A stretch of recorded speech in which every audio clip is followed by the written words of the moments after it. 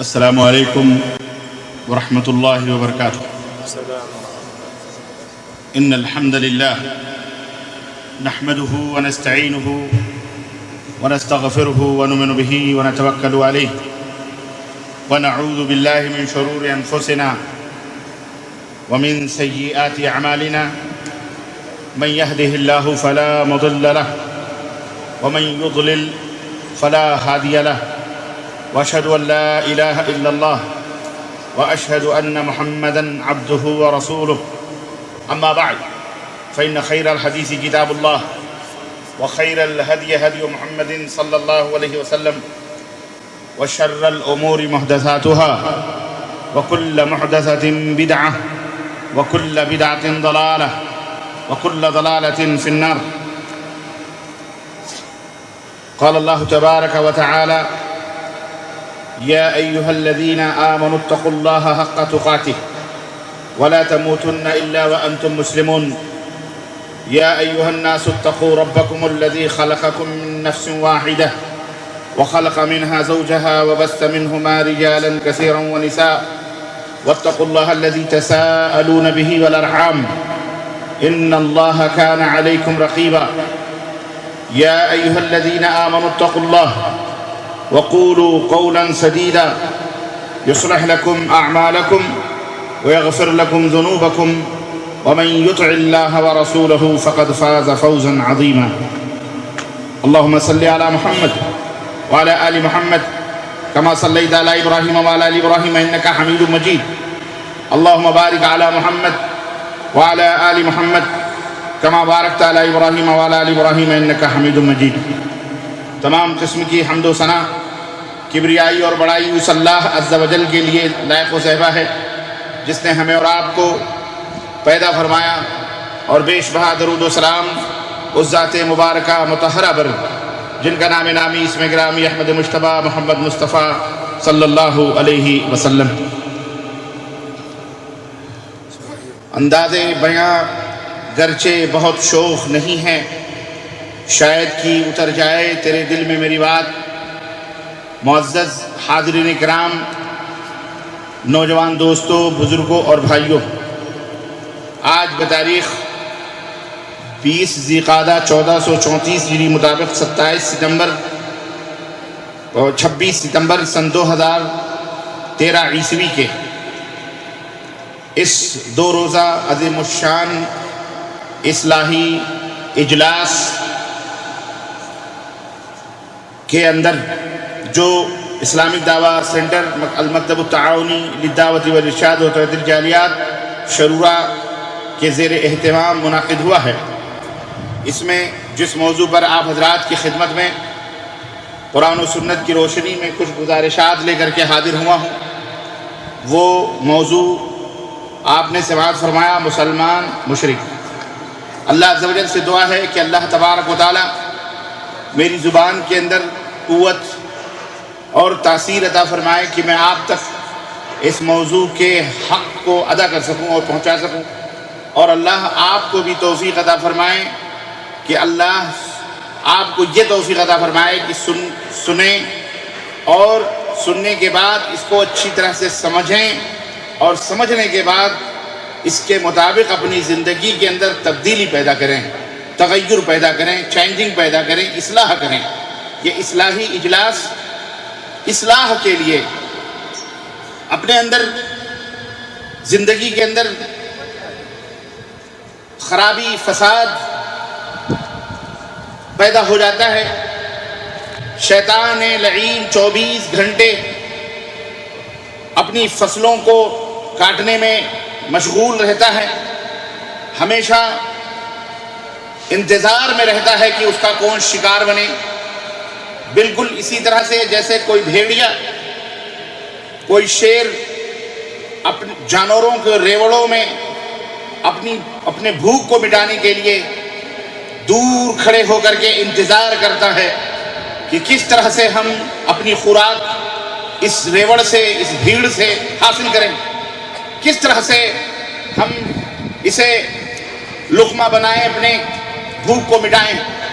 اسی طرح سے شیطان لعین بھی مسلسل جب سے آدم علیہ السلام کو اس زمین کے اوپر بھیجا گیا، آج تک اور یہ قیامت تک اللہ عز و جل سے یہ مہلت اور یہ رخصت اور یہ اجازت لے کر کے آیا ہے کہ مجھے اے بار الہ، اے میرے معبود، تو اجازت دے دے کہ میں قیامت تک تیرے بندوں کو گمراہ کر سکوں، راہ حق سے بھٹکا سکوں۔ اللہ تبارک و تعالیٰ نے اسے اجازت دی اور یہ بھی فرما دیا کہ یاد رکھ، جو تیرا شکار بنے گا، جو تیرے بہکاوے میں آئے گا، جو تیری تعلیمات کے اوپر عمل کرے گا، جو تیری باتوں کے اوپر عمل کرے گا، تو یاد رکھ تجھے بھی اور تیرے پیچھے آنے والوں کو بھی جہنم کے اندر ہم جلائیں گے اور جہنم کا انہیں ایندھن بنائیں گے۔ لیکن جو میری باتوں کے اوپر فَإِمَّا يَأْتِيَنَّكُم مِّنِّي هُدًى فَمَن تَبِعَ هُدَايَ فَلَا خَوْفٌ عَلَيْهِمْ وَلَا هُمْ يَحْزَنُونَ، ہم نے جو ہدایت بھیجی ہے، غور سے سنیے میری باتوں کو، ہم نے جو پیغام بھیجا ہے، ہم نے جو رسول بھیجا ہے، ہم نے جو میسج دیا ہے، ہم نے جو دعوت اپنے بندوں تک دی ہے، اے لوگو، اگر تم اس پیغام کے مطابق اپنی زندگی کو تم نے ڈھالا اور اس پیغام کے مطابق اپنی زندگی کو بنایا، فَإِمَّا يَأْتِيَنَّكُم مِّنِّي هُدًى، میری ہدایت آ جائے گی تمہارے پاس، فَمَن تَبِعَ هُدَايَ، پھر اس ہدایت کی اتباع جو آدمی کرے گا، جو اسے فالو کرے گا، جو اس کے پیچھے چلے گا، جو میری باتوں کو تسلیم کرے گا، فَلَا خَوْفٌ عَلَيْهِمْ وَلَا هُمْ يَحْزَنُونَ، تو نہ انہیں دنیا کے اندر کوئی خوف ہوگا، نہ آخرت کے اندر کوئی خوف اور غم ہوگا، یعنی اللہ کی رحمتوں کے سائے میں رہیں گے وہ، اور انہیں اللہ جنت کے اندر داخل فرمائے گا۔ میرے عزیزو، دو راستے ہیں، ایک راستہ رحمان کا راستہ ہے، ایک راستہ شیطان کا راستہ ہے، اور ان دونوں راستوں کے بیچ میں انسان موجود ہے۔ انسان کو مخیر بنایا گیا ہے، با اختیار بنایا گیا ہے، اللہ کی طرف سے اسے مجبور نہیں بنایا گیا ہے، اسے اختیار دیا گیا اور اسے یہ دونوں راستے بتلا دیے گئے، اور بتلا دیا گیا کہ یہ راستہ خیر کی طرف جا رہا ہے، جنت کی طرف جا رہا ہے، اور یہ راستہ جہنم کی طرف جا رہا ہے۔ اے میرے مسلمان بھائیوں، اے میرے دوستو، سنو، یہ وقت بہت قیمتی ہے، زندگی کا کوئی بھروسہ نہیں۔ قرآن کریم کی ابھی جن آیتوں کو آپ نے سماعت فرمایا ہے اور حضرت قاری محترم نے جن آیات کو آپ کی خدمت میں پڑھ کے سنایا اور پھر اس کا ترجمہ بھی بتلایا، اللہ تبارک و تعالیٰ نے اس کے اندر وارننگ دی ہوئی ہے اور اپنے بندوں کو یہ بات اچھی طرح سے اس نے بتا دی ہے کہ سنو، تمہیں بے خوف نہیں ہونا چاہیے، بے خطر نہیں ہونا چاہیے، اللہ کی گرفت کبھی بھی آ سکتی ہے، اللہ کا عذاب کبھی بھی آ سکتا ہے۔ مجھے ذرا آپ بتلائیں، کل یا پرسوں جو دنیا کے اندر، ہمارے ملکوں کے اندر جو زلزلے آئے، اخبارات کی تعداد کے حساب سے 300-350، لیکن کوئی کہہ رہا ہے 1000-1500، کیا ان بیچاروں کو جن کے دسیوں ہزار گھر بہہ گئے، کئی ہزار لوگ اللہ کو پیارے ہو گئے، ملبوں کے نیچے دھنس گئے، دب گئے، کل جو زلزلہ آیا تھا، چھوٹی سی ایک مثال میں آپ کو دے رہا ہوں، آپ غور کریں، چھوٹی سی بات، چھوٹی سی قریب کی، بالکل کل کی بات ہے۔ میں پوچھنا چاہتا ہوں، کیا ان بیچاروں کو علم تھا کہ زلزلہ آنے والا ہے اور ابھی یہ ہمارے گھر ہماری ہے، ہمارے گھر جو آج ہمارے مسکن ہیں، مقبرے بن جائیں گے اور ہمارا مدفن بن جائے گا اور ہم اس کے اندر دفن کر دیے جائیں گے؟ کیا ان بیچاروں کو پتہ تھا؟ ہرگز نہیں پتہ، اور کسی کو نہیں معلوم ہوتا ہے جب اللہ کا عذاب آتا ہے، اللہ کی گرفت آتی ہے، کسی کو نہیں پتہ ہوتا ہے کہ کب کیا ہونے والا ہے، یہ صرف اللہ کو پتہ ہوتا ہے۔ ہمیشہ ایک مومن آدمی جو ہوتا ہے وہ ذکی ہوتا ہے، وہ عقل مند ہوتا ہے، وہ احمق اور غبی نہیں ہوتا، وہ بیوقوف نہیں ہوتا، وہ ایک دم بالکل عقل سے پیدل نہیں ہوتا، بلکہ وہ ہمیشہ اس کا دماغ رہتا ہے، ہوش و خرد میں رہتا ہے کہ وہ اس دنیا کے اندر آیا کیوں ہے، اس کا مقصد زندگی کیا ہے اور اسے کیا کرنا ہے اور کس کو منہ دکھانا ہے۔ اور ہم جو یہاں زندگی گزار رہے ہیں 40 سال 50 سال 100 سال کی 60 70 سال کی، آیا اس زندگی کے لیے اس زندگی کے اندر اس کی کوئی مسئولیت بھی ہے کہ نہیں؟ کیا اس کے بارے میں ہم سے پوچھا جائے گا کہ نہیں پوچھا جائے گا؟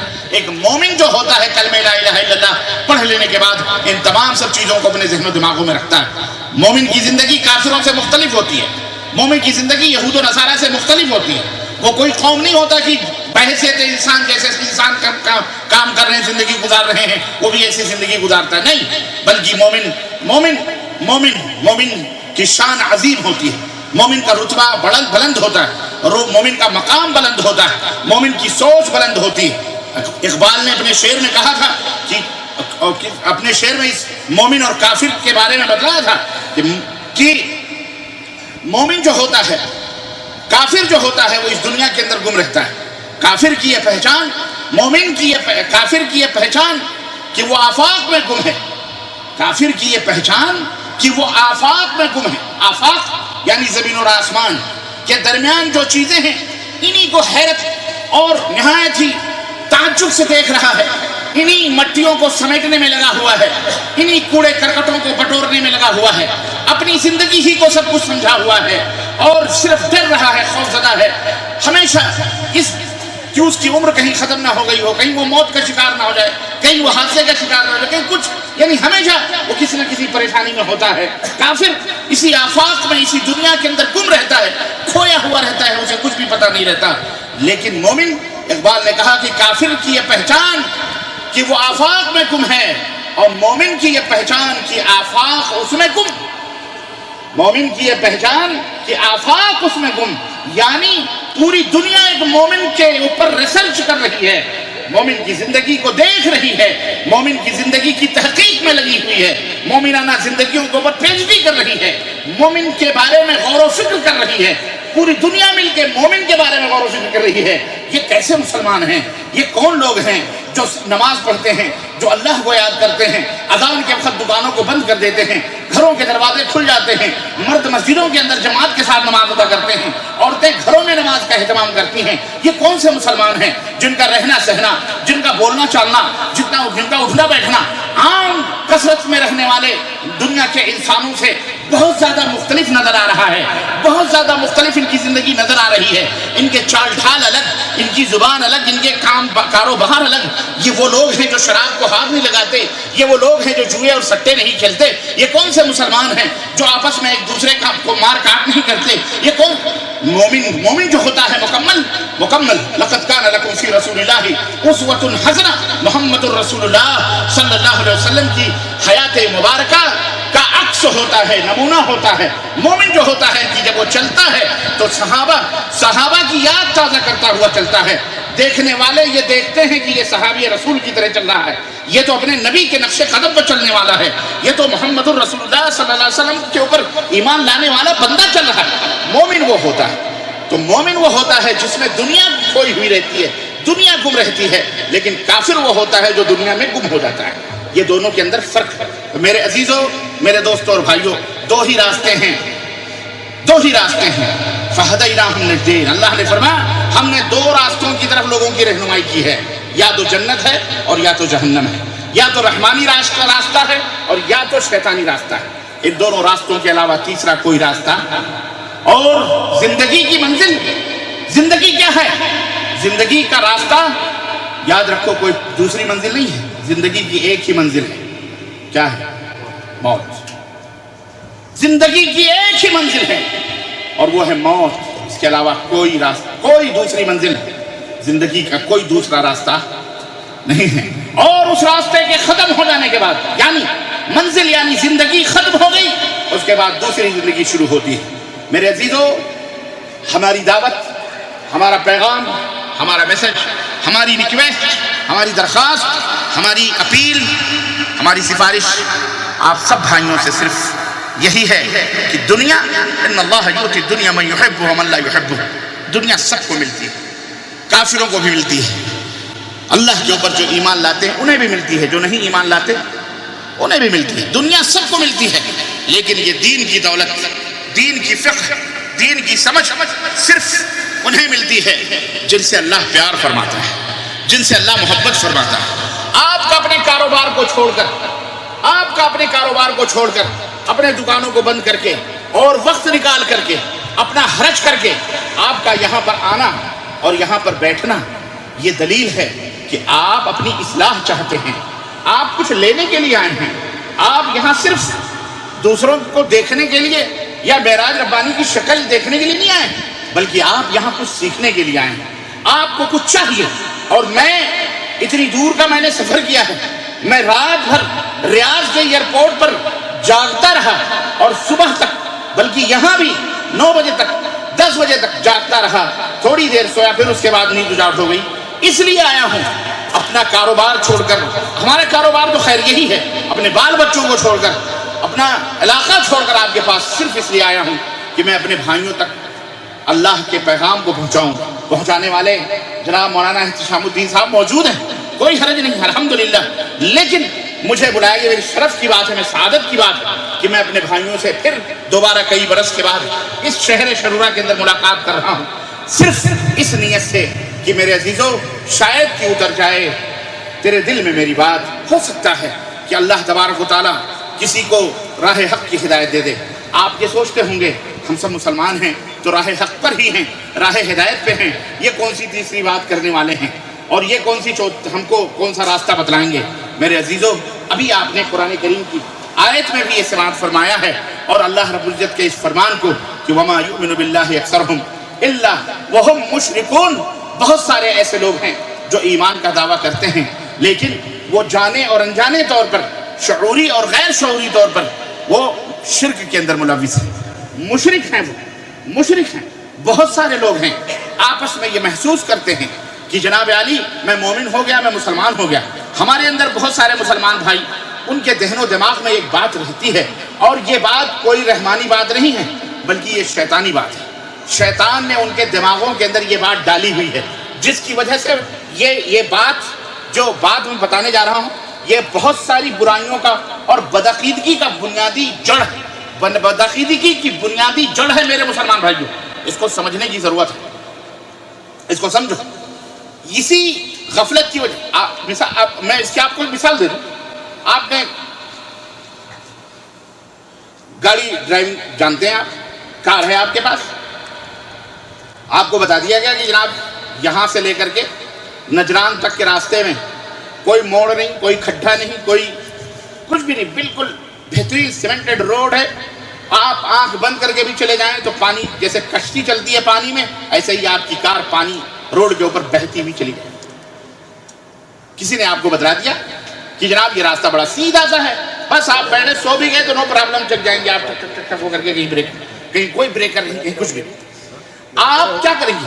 آپ ظاہر ہے اگر آپ کو نہ جانتے تھے، اگر آپ 100 کی اسپیڈ میں انجانے میں جائیں گے تو اب جان گئے ہیں کہ یہ راستہ اتنا صحیح ہے تو پھر 140 160 کے راستے میں جائیں گے، اسپیڈ سے آپ جائیں گے۔ کیوں؟ اس لیے کہ کسی نے بتلا دیا ہے آپ کو۔ لیکن میرے بھائیوں، اگر آپ کو نہیں معلوم ہے تو 100 110 115 120 ڈر کر کے، کہیں بریکر نہ جائے، کہیں کوئی کھڈا نہ جائے، کہیں کوئی موڑ نہ جائے، کہیں کوئی اوپر سے باہر سے گاڑی نہ آ جائے، کہیں کچھ، یعنی ایک ڈر رہے گا، ایک خوف رہے گا۔ تو اس طرح سے آپ سنبھل کر کے گاڑی ڈرائیو کریں گے۔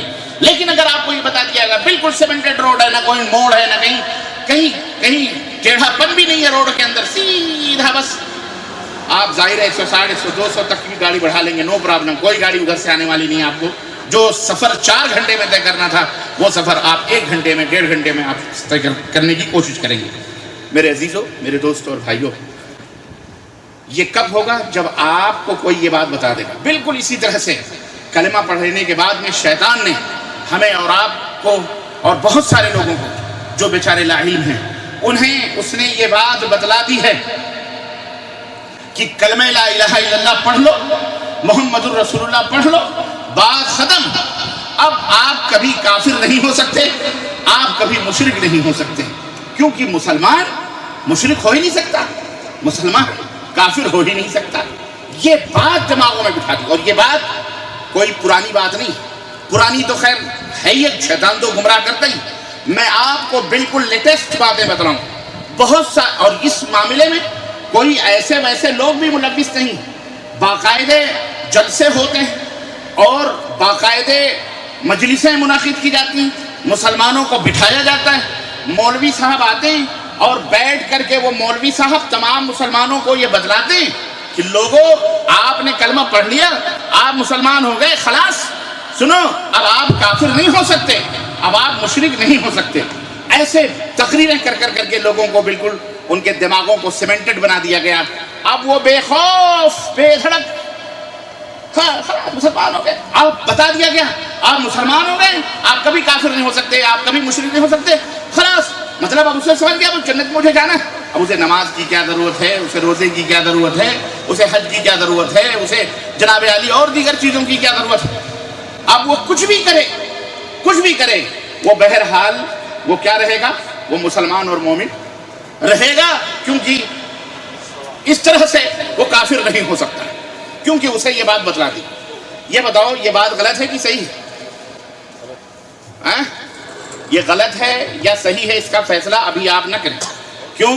اس لیے کہ کچھ فیصلے ہوتے ہیں اگر میں دلیل مانگوں تو آپ کے لیے مشکل ہو جائے گی، لیکن جو یہ بات کہتے ہیں وہ بھی دلیل دیتے ہیں، وہ بھی میں آپ کی خدمت میں رکھوں گا کہ وہ دلیل دے کر کے لوگوں کو سمجھاتے ہیں کہ دیکھو اللہ تعالیٰ نے قرآن میں فرمایا ہے، دیکھو رسول اللہ صلی اللہ علیہ وسلم نے قرآن میں حدیث میں فرمایا ہے، تب کیسے ہم کافر ہو سکتے ہیں، تب کیسے ہم مشرک ہو سکتے ہیں۔ یہ باتیں باقاعدہ دلیل سے سمجھائی جاتی ہیں، لیکن میں آپ کو اس کے خلاف بتلاؤں گا اور دلیل سے بتلاؤں گا، آپ کو اسی مسئلے کا خلاف بتلاؤں گا اور میں بھی دلیل دوں گا، میں بھی بخاری مسلم سے بتاؤں گا، اس نے بھی بخاری مسلم سے بتایا۔ اب یہاں ایک سچویشن آپ کو اور آ گئی ہوگی، آپ کو ایک سچویشن بھی آ گئی ہوگی کہ یہ کون سی بات ہو گئی، سامنے والا بھی قرآن سے اور حدیث سے اور بخاری سے دلیل دے رہا ہے اور یہ صاحب بھی بخاری سے دلیل دے رہے ہیں، بخاری اور قرآن سے اور حدیث سے دلیل دے رہے ہیں، تو یہ کیسے؟ کیا اللہ کے نبی صلی اللہ علیہ وسلم نے اس طرح کی باتیں ہم کو بتلائی ہیں، ہم کو سمجھائی ہیں کہ اسے ٹکرانے والی باتیں؟ میرے بھائیوں، میرے عزیزوں، نہایت ہی صبر اور تحمل کا آپ کے ساتھ آپ میری باتوں کو سنیں، غور سے سنیں، تاکہ آپ کو کوئی پوائنٹ اگر مس ہو گئی تو آپ کے لیے مشکل ہو سکتی ہے۔ ویسے الحمدللہ کیسٹ بن رہی ہے، سی ڈی بن رہی ہے، انشاءاللہ تعالیٰ کوئی بات مس بھی ہوگی تو بعد میں آپ اس کو ریوائنڈ کر کے سن لینا اور سمجھ لینا، کیونکہ یہ بڑی نقطے کی بات ہے اور اس طرح سے لوگوں کو گمراہ کیا جا رہا ہے۔ میں ان حدیثوں کا بھی جائزہ لوں گا جو بخاری اور مسلم کی ہیں اور جن سے آپ کو یہ بتلایا جا رہا ہے کہ کلمہ پڑھنے کے بعد آپ کافر نہیں ہوں گے، اور اسی طرح ان آیتوں کا بھی جائزہ آپ کی خدمت پیش کیا جائے گا، اور اسی طرح سے میں وہ دلیلیں بھی آپ کی خدمت پیش کروں گا جس سے یہ ثابت ہوگا کہ واقعی اسلام لانے کے بعد بھی اور کلمہ پڑھنے کے بعد بھی، مسلمان ہو جانے کے بعد بھی آدمی مشرک اور کافر ہو سکتا ہے، انشاءاللہ وہ بھی میں آپ کو بتاؤں۔ لیکن یہاں ایک مسئلے کی گتھی میں آپ کو سلجھاتا چلوں تاکہ یہاں بنیادی طور پر آپ کی سمجھ میں یہ بات آ جائے۔ وہ مسئلہ کیا ہے؟ دیکھیں میرے عزیزو، قرآن اور حدیث یہ منبع اور سرچشمہ، یعنی منبع اور سرچشمہ مطلب یعنی یہ وہ دو بنیادی کتابیں ہیں، یہ دو اہم اور بنیادی چیزیں ہیں اور کتابیں ہیں جن سے ہم اللہ اور اس کے رسول کے احکام کو سیکھتے ہیں، جانتے ہیں، سمجھتے ہیں، اور جن سے ایمان اور عقیدے کی اصلاح ہوتی ہے، اس میں کوئی شک نہیں، یہ حق ہے۔ قرآن اور سنت، یہ جو اختلاف ہوتا ہے جو ابھی میں نے آپ کو بتلایا ہے، یہ اختلاف کیوں ہوتا ہے؟ کوئی بتا سکتا ہے؟ آپ لوگوں میں کوئی بتا سکتا ہے کہ یہ جو اختلاف ہوتا ہے یہ کیوں ہوتا ہے؟ اس کے تین بنیادی اسباب ہیں۔ نمبر ایک، سامنے والا قرآن و سنت کو پیش کرتا ہے دلیل، لیکن اس قرآن و سنت کو وہ اس انداز میں پیش کرتا ہے جس انداز سے اس نے اپنے دماغ سے سمجھا ہے۔ سمجھ بات آئی؟ لیکن اس کا جو مخالف ہے اسی قرآن کو، اسی آیت کو، اسی حدیث کو اپنے دماغ، اپنے مزاج، اپنی طبیعت سے نہیں سمجھتا، بلکہ اس کو رسول اللہ صلی اللہ علیہ وسلم، صحابہ، تابعین، تبع تابعین، یعنی جن کو ہم اسلاف کہتے ہیں، سلف کہتے ہیں، انہوں نے جس طرح سے اس قرآن کی آیت کو سمجھا ہے، انہوں نے جس طرح سے اپنے شاگردوں کو سمجھایا ہے اور شاگردوں نے شاگردوں کو سمجھایا ہے، یہ دوسرا آدمی اس آیت کریمہ کو اس طرح سے سمجھتا ہے۔ میں ایک آپ کو چھوٹی سی مثال، اللہ تبارک و تعالیٰ نے قرآن کریم میں ارشاد فرمایا،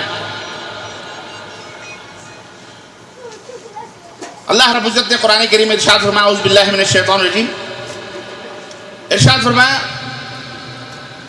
جس کا معنی یہ ہے، ہاں، الذین آمنوا ولم يلبسوا ایمانہم بظلم اولئک لہم الامن وہم مہتدون۔ قرآن کریم کے اندر اللہ رب العزت نے فرمایا بے شک وہ لوگ جو ایمان لائے اور انہوں نے اپنے ایمان کو ظلم سے خلط ملط نہیں کیا، ظلم سے ملایا جلایا نہیں، یعنی ظلم کو اور ایمان کو، ایمان کے اندر ظلم کے گرد و غبار کو نہیں ملایا، ملاوٹ نہیں کری ایمان کے اندر ظلم کے ساتھ، اولئک لہم الامن، انہی کے لیے امن ہے، وہ مہتدون، اور وہی لوگ ہدایت یافتہ ہیں، وہی لوگ ہدایت یافتہ ہیں۔ جب یہ آیت کریمہ نازل ہوئی، اتری، تو اس وقت صحابہ کرام پریشان ہو گئے، نبی کریم صلی اللہ علیہ وسلم کی خدمت میں پہنچے، انہوں نے کہا اللہ کے نبی اینا لا یظلم منا، ہم میں کون ہے جو ظلم نہیں کرتا؟ ہم تو ایک دوسرے کے اوپر ظلم کرتے ہیں۔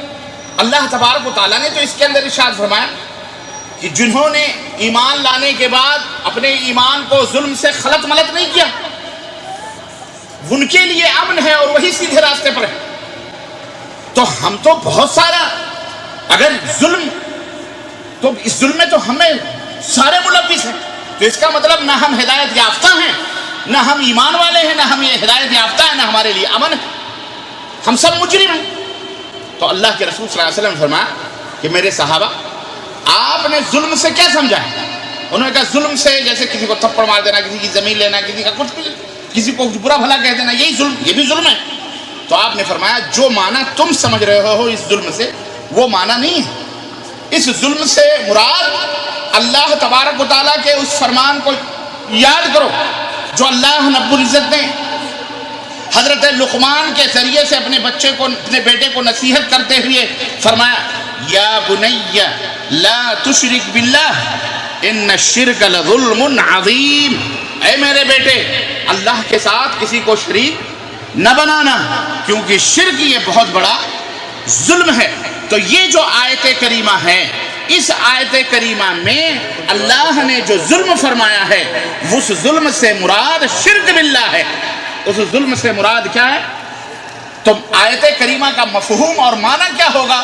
اس کا معنی یہ ہوگا کہ جو آدمی ایمان لائے اور ایمان لانے کے بعد اپنے ایمان کو ظلم سے خلط ملط نہ کرے، یعنی شرک باللہ نہ کرے، وہی امن میں ہے اور وہی ہدایت پائے گا اور وہی سیدھے راہ پہ ہے۔ اس آیت کریمہ کا یہ مطلب، ٹھیک ہے؟ یہ ایک آیت ہے، ہم نے آپ کو آپ کے دماغ میں بٹھا دی۔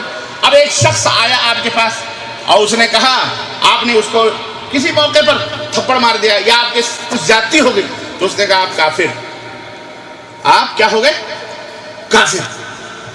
بھاگ گئے، میں تھپڑ مارنے سے میں کافر ہو گیا؟ ایسا کیسے؟ بولے قرآن میں لکھا ہوا دلیل، یہ آیت کریمہ پڑھے کہ اللہ تعالیٰ نے فرمایا ایمان لانے کے بعد میں جو کوئی ظلم کرے نہ وہ امن پائے گا اور نہ ہی وہ ہدایت پہ ہے۔ تو آپ گمراہ ہیں، آپ کافر ہیں۔ کیوں؟ اس لیے کہ آپ نے میرے اوپر ظلم کیا ہے۔ تو اب آپ بتائیں کہ اس کی یہ بات صحیح ہے، اس کا یہ معنی صحیح ہے جو اس نے لیا قرآن سے؟ بولو، ہے کہ نہیں؟ میرے بھائیوں، میں نے ایک مثال دے کر کے آپ کو اس لیے سمجھایا تاکہ اگلی بات ہماری سمجھ میں آئے۔ یہاں سے ایک قاعدہ آپ اپنے دماغ میں بٹھائیں کہ قرآن و سنت کو اپنے مزاج اور اپنی طبیعت سے سمجھنا اور ہے، اور قرآن و سنت کو نبی کائنات صلی اللہ علیہ وسلم اور صحابہ اور تابعین، تبع تابعین کے مفہوم اور مزاج سے سمجھنا اور ہے۔ دونوں میں فرق ہے۔ صحیح راستہ، محفوظ راستہ، سیدھا راستہ وہ ہے جو نبی، صحابہ، تابعین کا راستہ ہے، جو عقلی اپنے دماغ اور اپنے مزاج اور اپنی طبیعتوں سے مفہوم اور معنی بنائے جاتے ہیں، وہ صحیح اور محفوظ راستہ ہو سکتا نہیں۔ اس لیے اسلام کو سمجھنا ہے تو آپ کو رسول اللہ صلی اللہ علیہ وسلم سے اسلام سمجھنا پڑے گا۔ کوئی قرآن کریم لے کر کے چلائے ہم اسلام کو اس سے سمجھیں گے، اسلام کو وہ بغیر محمد الرسول اللہ کے سمجھ سکتا۔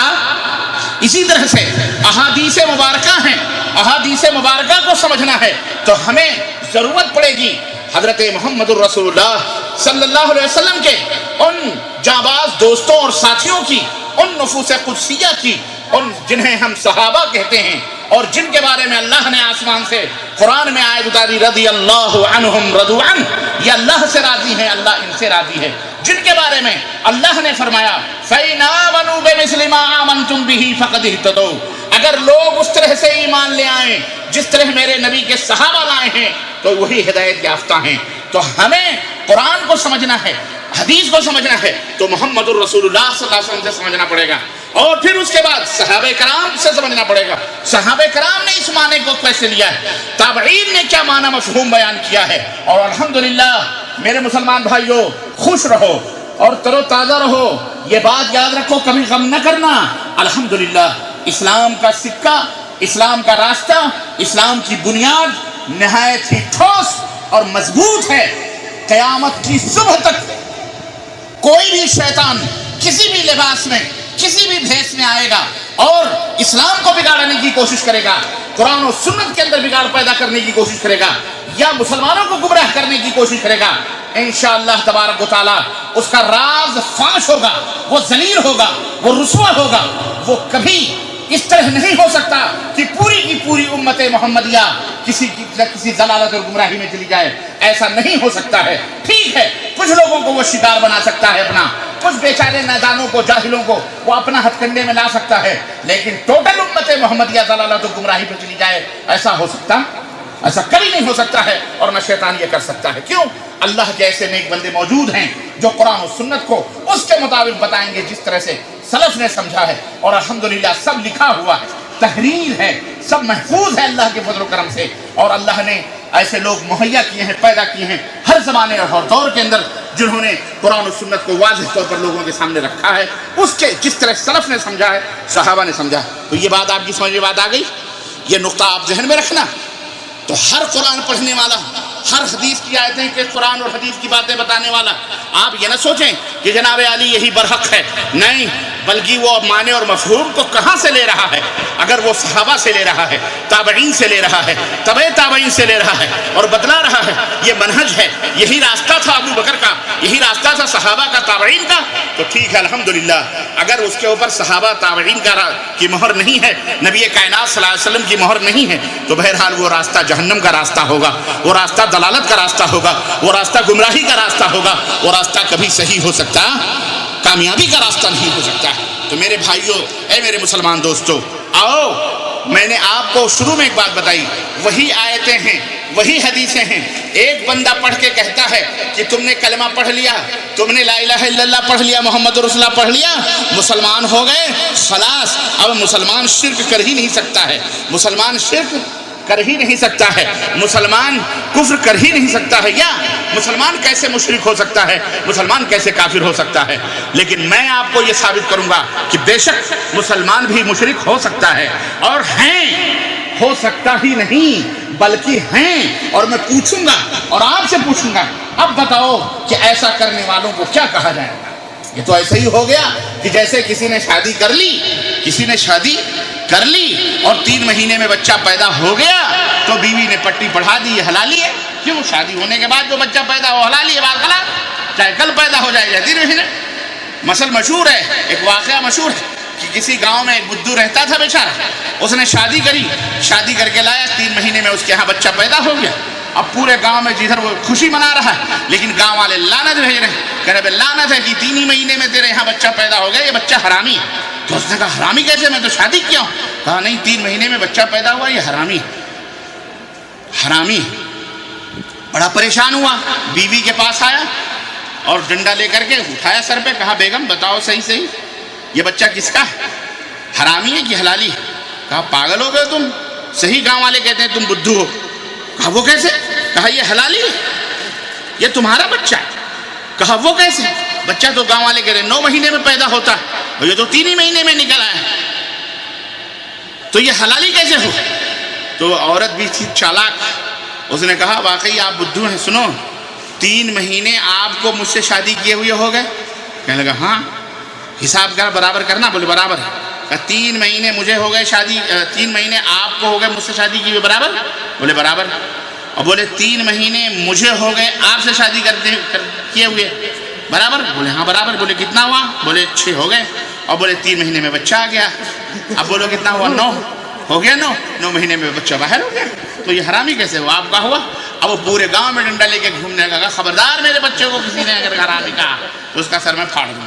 یہ بھی ایک دلیل ہے، سمجھنے والے اس طرح سے بھی سمجھتے ہیں۔ لیکن میرے عزیزوں، میرے دوستوں اور بھائیوں، عرض کرنے کا مطلب یہ ہے کہ مسلمان مومن جو ہوتا ہے اتنا بدھو اور احمق اور بیوقوف نہیں ہوتا۔ اب اس کے دماغ میں یہ بات بٹھا دی گئی کہ شادی کرنے کے بعد کچھ بھی کرو، تم کیا رہو گے؟ تم فلانے کی بیوی ہی رہو گی۔ بات ختم، دروازہ وہ بھی اس نے بھی دروازے کھول دیے، زنا کرے، بدکاری کرے، سب کچھ کرے، اب وہ فلانے کی طرف منسوب ہے تو بیوی ہے وہ ہے۔ ایسا اسلام نہیں ہے کہ آپ اسلام لانے کے بعد جو چاہیں کریں اپنی مرضی سے۔ آپ کبھی کافر یا مشرک یا کبھی کافرانہ یا مشرکانہ نہیں عمل کر سکتے ہیں، یا کوئی آدمی کافر و مشرک نہیں ہو سکتا۔ یہ شیطان کی پٹی ہے۔ جس طرح اس بدھو کو پڑھا دی شیطان نے کہ 3 مہینے میں اولاد پیدا ہو گئی تو تیری ہی اولاد ہے، کیونکہ ایسا ایسا ایسا ایسا کر کے، بالکل اسی طرح سے عام مسلمانوں میں ایسے شیاطین گھوم رہے ہیں، ایسے شیاطین گھوم رہے ہیں علماء کا لبادہ اوڑھ کر کے۔ اور حالانکہ وہ عالم بھی نہیں، جاہل ہیں، لیکن علماء بھی بیٹھے ہوئے ہیں اور ان کو پٹی پڑھا رہے ہیں۔ خود بدلتے نہیں، قرآن کو بدل دیتے ہیں۔ خود بدلتے نہیں، قرآن کو بدل دیتے ہیں۔ خود حدیثوں کو پڑھ نہیں پاتے اور اس کی تشریح کرنے بیٹھے ہوئے تھے۔ تعجب ہوتا ہے ایسے جاہلوں پر اور ایسے ناعاقبت اندیشوں پر۔ تعجب یہ ہوتا ہے کہ سامنے والے بھی مسلمان ہیں جو بیٹھے ہوئے ہیں، زبان سمجھ رہے ہیں، لیکن اتنی بھی عقل نہیں تمہیں کہ کم از کم پوچھ سکو، سوال کر سکو جلسے کے بعد یا اسی میں کہ مولانا یہ آپ نے کہا یہ کیسے ہو سکتا ہے، پھر یہ کیا ہے، پھر یہ کیا ہے، یہ بات تو قرآن و سنت کے خلاف ہے۔ لیکن کہے کون؟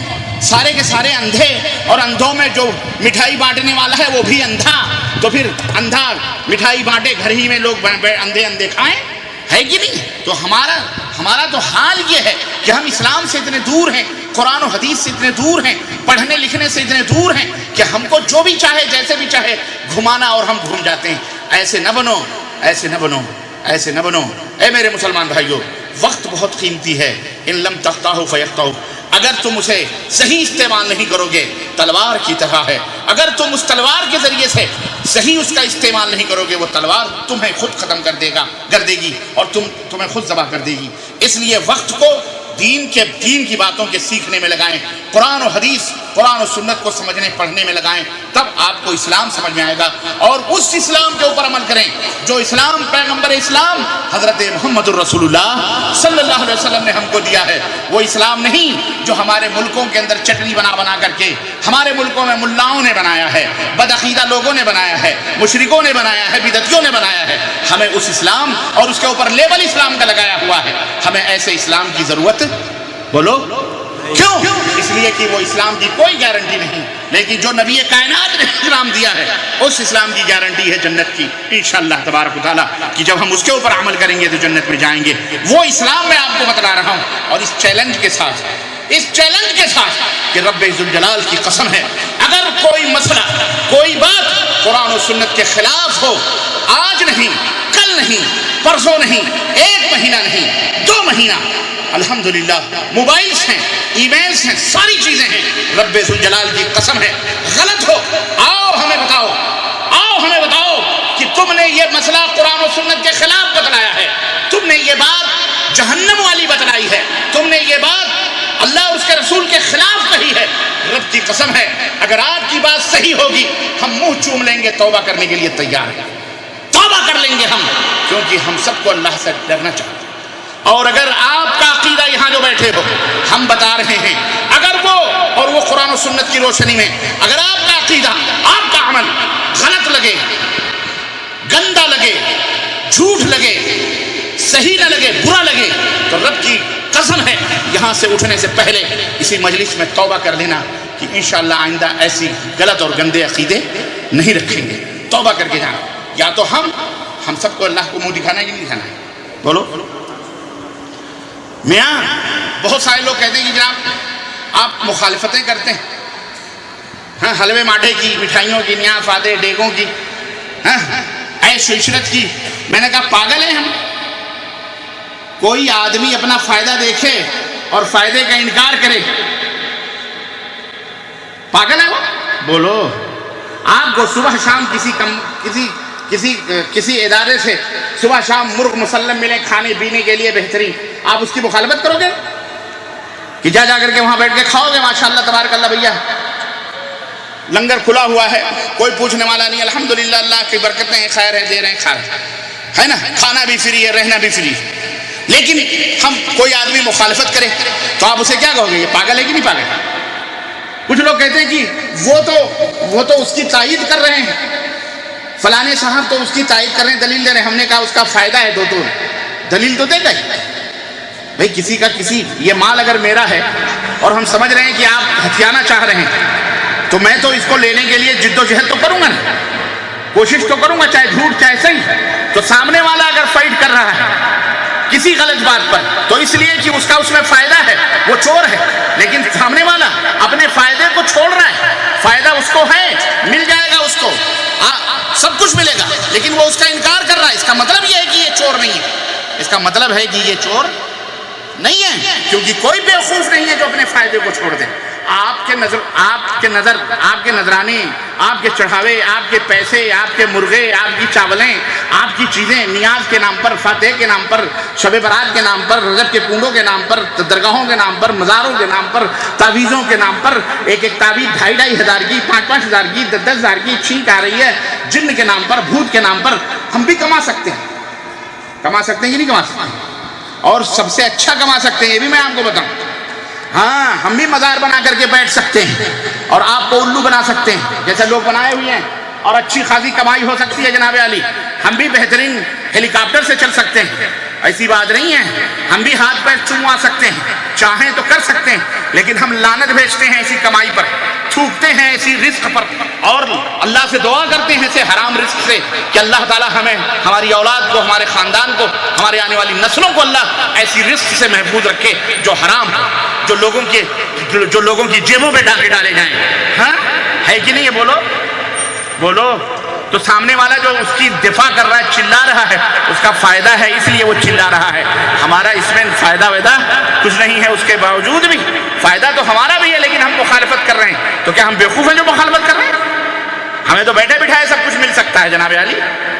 ہاں، سمجھے کہ نہیں سمجھے؟ اس نقطے کو ذرا سمجھو، اسی سے حق اور باطل کا فیصلہ بھی ہو سکتا ہے، اور آپ کر سکتے ہو ایک عقل مند آدمی کے لیے۔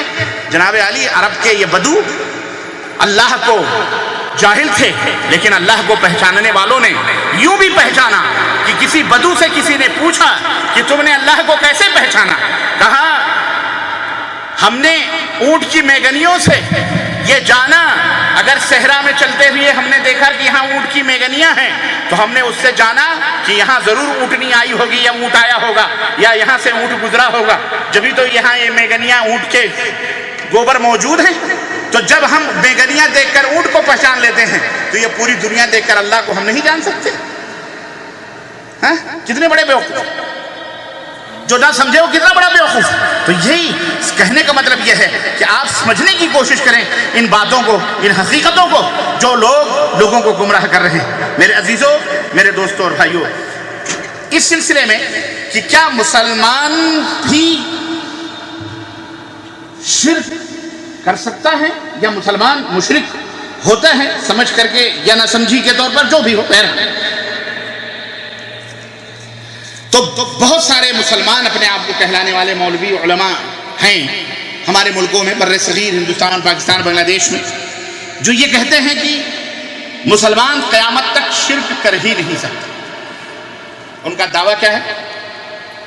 مسلمان قیامت تک شرک کر ہی نہیں سکتا، اور نہ سمجھی کی بنا پر یہاں تک کہہ دیا کہ نبی کریم صلی اللہ علیہ وسلم کا اس سلسلے میں فرمان ہے کہ میری امت کے رگ و ریشے میں توحید اس درجہ سرایت کر چکی ہے کہ مجھے ان کے دوبارہ شرک کی طرف لوٹ جانے کا کوئی اندیشہ اور کوئی غم، کوئی فکر نہیں ہے، مطلقاً کوئی غم نہیں۔ ایک کتاب ہے بر صغیر میں چھپی ہوئی، ایک مولوی صاحب نے لکھی ہے، جس کا نام ہے فرقہ پرستی۔ اس کتاب کے حوالے سے میں یہ بات کر رہا ہوں، صفحہ نمبر 72۔ یہ دعوت لکھ کر کے بھی پھیلائی جا رہی ہے، زبانی طور پر بھی پھیلائی جا رہی ہے کہ مسلمان قیامت تک کبھی شرک نہیں کر سکتا۔ دلیل انہوں نے نہ سمجھی، یہ نہ سمجھی کیونکہ یہ الفاظ آپ اپنے دماغ میں رکھیے، ایک ایک لفظ گرفت ہوتی ہے جب تحقیق ہوتی ہے۔ انہوں نے کیا کہا کہا رسول اللہ صلی اللہ علیہ وسلم کا ارشاد ہے کہ میری امت کے رگ و ریشے میں توحید اس درجہ سرایت کر چکی ہے کہ مجھے ان کے دوبارہ شرک کی طرف لوٹ جانے کا مطلق اندیشہ نہیں ہے، کوئی غم، کوئی فکر نہیں، یعنی بالکل میں بے فکر ہوں۔ اللہ کے نبی نے فرمایا بالکل میں بے فکر ہوں کہ یہ کبھی شرک نہیں۔ حالانکہ یہ بات غلط ہے، یہ اللہ کے نبی کا نام لے کر اپنی بات کہی گئی، ایسی کوئی حدیث موجود سنو۔ انہوں نے ایک حدیث کا مفہوم ضرور بیان کیا ہے اور اس کے اندر اپنے تئیں کچھ ملایا ہے، وہ عادت سے مجبور ہیں کچھ نہ کچھ کٹ پٹ کرنے کی، سمجھ رہے ہیں، اس لیے انہوں نے اپنی طرف سے ملایا ہے۔ آئیے اور آگے بڑھتے ہوئے اس موضوع کی دلیل دیکھتے ہیں۔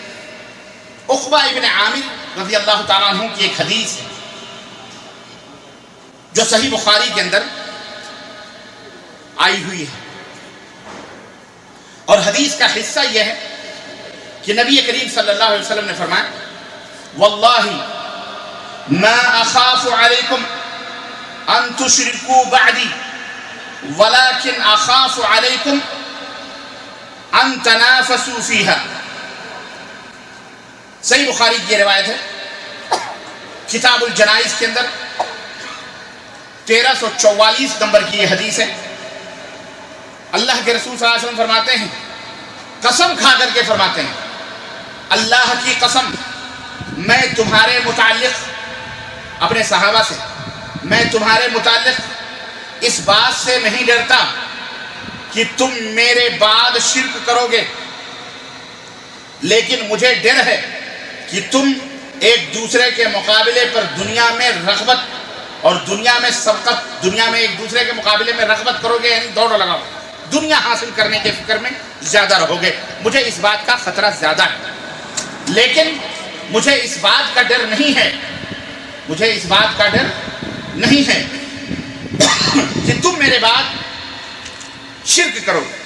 یہ ایک حدیث ہے، وہ دلیل میں کہتے ہیں، پیش کرتے ہیں اور کہتے ہیں کہ یہ حدیث صحیح بخاری کی ہے، بالکل میاں بالمیاں 100% صحیح ہے، بخاری کی ہے، اس میں شک اور شبہ کی کوئی گنجائش نہیں ہے، بالکل 24 کیرٹ کا سونے کی طرح بالکل ورجنل ہے، ٹھیک ہے، اور پیش کر کے کہتے ہیں کہ یہ حدیث میں اس بات کی دلیل ہے کہ نبی صلی اللہ علیہ وسلم کی امت مسلمہ کبھی شرک نہیں کر سکتی۔ ایک حدیث ہو گئی۔ اسی طرح ایک اور حدیث پیش کرتے ہیں، حضرت شداد بن اوس رضی اللہ تعالیٰ عنہ کی حدیث کہ رسول اللہ صلی اللہ علیہ وسلم نے فرمایا کہ مجھے اپنی امت پر سب سے زیادہ ان اخوف ما اتخوف على امتی الاشراک باللہ، سب سے زیادہ اپنی امت پر اشراک باللہ کا خوف ہے۔ بہرکیف میں یہ تو نہیں کہتا، اللہ کے نبی کا فرمان ہے، اللہ کے نبی نے فرمایا بہرکیف میں یہ تو نہیں کہتا کہ یہ سورج، چاند اور بتوں کی عبادت کریں گے، بلکہ وہ غیر اللہ کی خاطر اعمال کریں گے۔ میری امت سورج، چاند اور بتوں کی پوجا تو نہیں کرے گی، لیکن جو ان کے اعمال ہوں گے وہ اعمال اللہ کے لیے نہیں کریں گے، بلکہ کس کے لیے کریں گے؟ غیر اللہ کے لیے کریں گے، اور محض خواہشات کے پیرو ہوں گے، یعنی اپنی خواہشات، اپنی طبیعت، اپنی چاہت، اپنی مزاج، میری مرضی، میری مرضی، ایسا کیوں کر رہا ہوں، میری مرضی ایسا، تو وہ اپنے خواہشات کی پیروی کریں گے، پیچھے رہیں گے، یعنی خالص اللہ عز و جل کے لیے عمل ان کا عمل نہیں ہوگا، بلکہ اللہ کے رسول صلی اللہ علیہ وسلم یعنی خالص اللہ کے لیے عمل نہیں کریں گے، بلکہ اس عمل کے اندر دکھاوا ہوگا، لوگوں کو دکھاوے کے لیے کریں گے، لوگوں کو دکھاوے کے لیے کریں گے۔ یہ حدیث ابن ماجہ کی کتاب الزہد والریہ والسمعہ، اور اسی طرح سے مسند احمد کے اندر یہ حدیث موجود ہے۔ یہ دونوں حدیثیں پیش کرنے کے بعد وہ یہ کہتے ہیں یہ دلیل میں کہ جناب علی دیکھیے یہ حدیثیں بتاتی ہیں کہ مسلمان کبھی شرک نہیں کر سکتا، حتیٰ کہ اللہ کے نبی بھی بے فکر ہو چکے، اللہ کے نبی بھی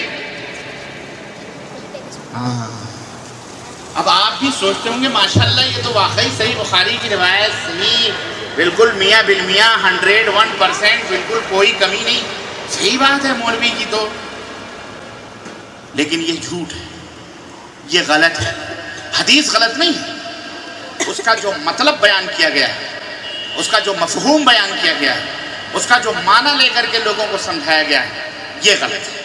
آپ کہیں گے یہ کیسے؟ آئیے میں نے آپ سے شروع میں ایک بات بتائی، قرآن کی آیتیں ہوں یا احادیث مبارکہ ہوں، انہیں کس سے سمجھنا ہے؟ قرآن کو صاحب قرآن سے سمجھنا ہے، حدیث کو صاحب حدیث سے سمجھنا ہے، قرآن اور حدیث کو رسول اللہ صلی اللہ علیہ وسلم سے سمجھنا ہے، اور رسول اللہ صلی اللہ علیہ وسلم کی باتوں کو سمجھنے کے لیے صحابہ کرام کی خدمت میں حاضر ہونا پڑے گا، صحابہ کرام سے سمجھنا ہے ان کا عقیدہ کیا تھا، ان کا قول کیا تھا، ان کا فرمان کیا تھا، اور پھر صحابہ کرام کی باتوں کو سمجھنے کے لیے جو ان کے شاگرد ہیں تابعین ان سے سمجھنا پڑے گا، اور پھر اور بھی سمجھ میں نہیں آ رہا ہے تو جو تبع تابعین ہیں، جو اہل علم ہیں، محدثین ہیں، ائمہ کرام ہیں، ان سے سمجھیں گے کہ آؤ آپ نے کیا اس کا معنی اور مطلب بیان کیا ہے، ہمیں بتلاؤ، ہم کمزور علم والے ہیں، ہماری سمجھ اتنی اونچی نہیں، ہم نہیں سمجھ سکتے، آپ ہم کو بتلاؤ۔ اس طرح سے ہم قرآن و سنت کو سمجھ رہے ہیں، جس کو کہتے ہیں کہ کتاب و سنت کو سلف صالحین کے مفہوم اور سمجھ کے منہج کے مطابق سمجھنا، تب یہ صحیح راستہ ہوگا۔ اپنے اپنے مزاج سے اس حدیث کا معنی متعین کر لیا گیا کہ جناب علی دیکھو اللہ کے نبی نے فرما دیا ہے کہ میں اپنی امت پر خوف نہیں کرتا ہوں شرک سے، اس لیے امت شرک نہیں کر سکتی۔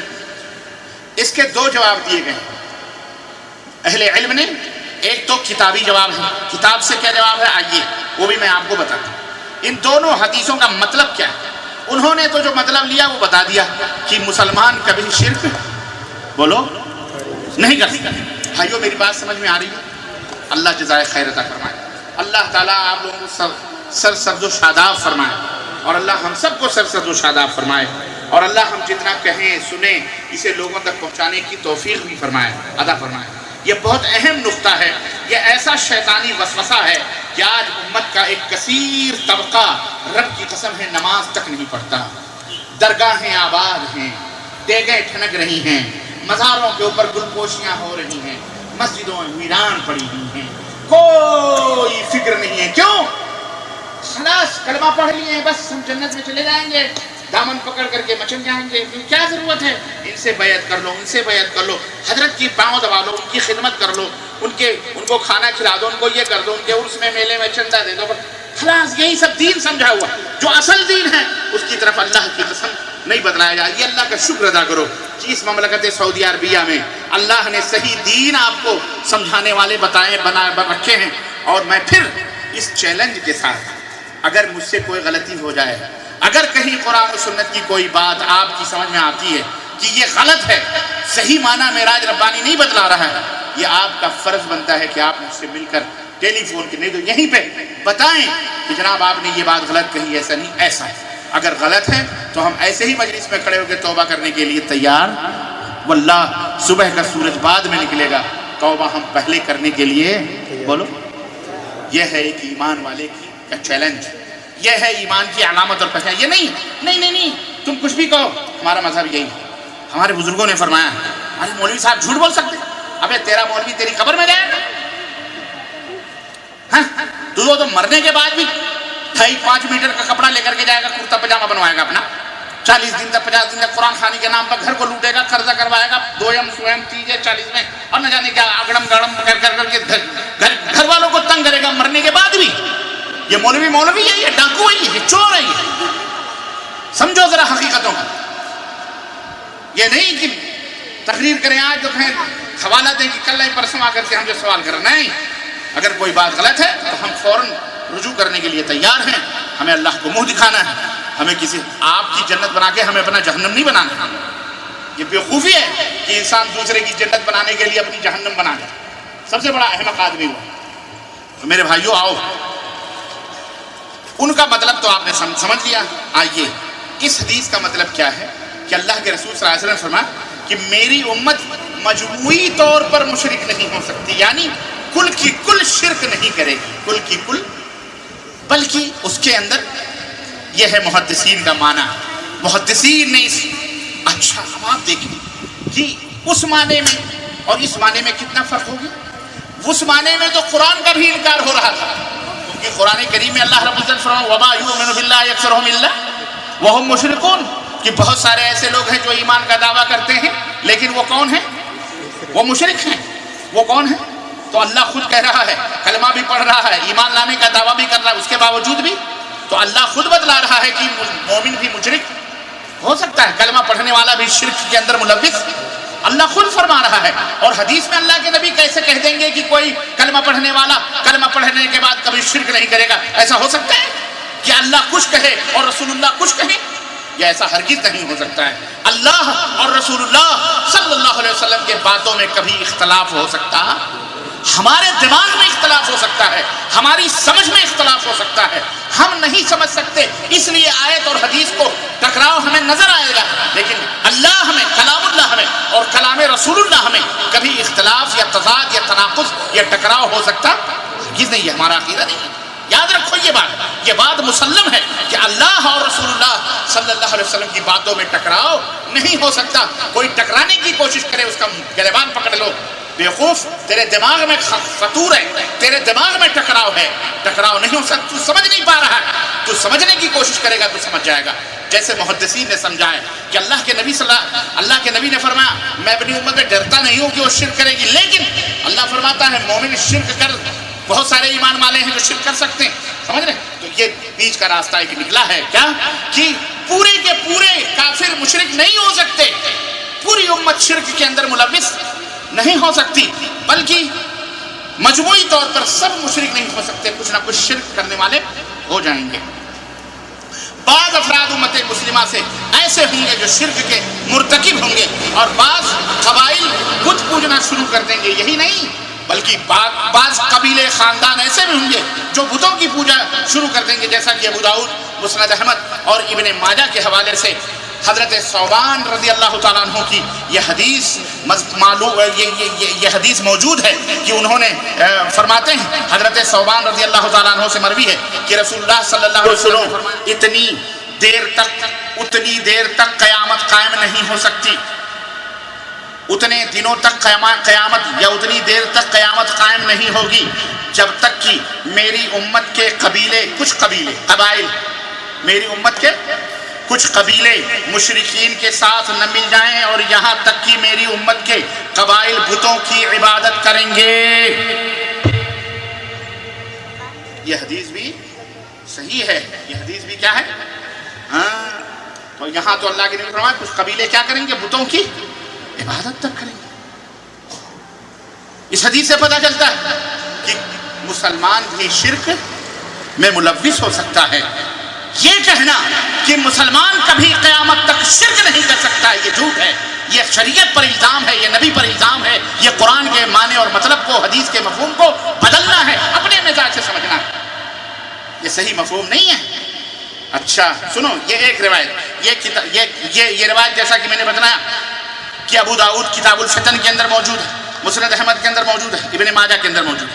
آئیے صحیح بخاری کی ایک روایت میں آپ حضرات کی خدمت میں اور پیش، تو صحیح بخاری کی وہ روایت جو حضرت عقبہ بن عامر رضی اللہ تعالیٰ عنہ سے بیان ہوئی، جس کا تذکرہ ہم نے ابھی کیا ہے، کیا کہ اللہ کے رسول صلی اللہ علیہ وسلم نے کیا فرمایا کہ میں تمہارے متعلق اس بات سے نہیں ڈرتا ہوں کہ تم میرے بعد شرک کرو گے، لیکن مجھے ڈر ہے کہ تم ایک دوسرے کے مقابلے پر دنیا میں رغبت کرو گے۔